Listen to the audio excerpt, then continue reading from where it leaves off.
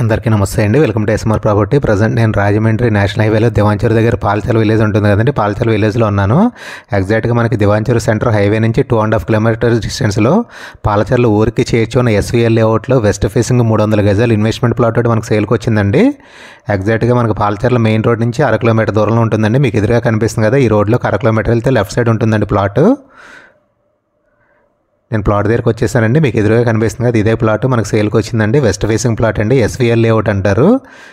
ఎగ్జాక్ట్గా Palacharla main road నుంచి 1/2 kilometre దూరంలో ఉంటుందండి ప్లాట్. దివాంచూరు సెంటర్ హైవే నుంచి 2.5 కిలోమీటర్స్ డిస్టెన్స్లో ఉంటుంది.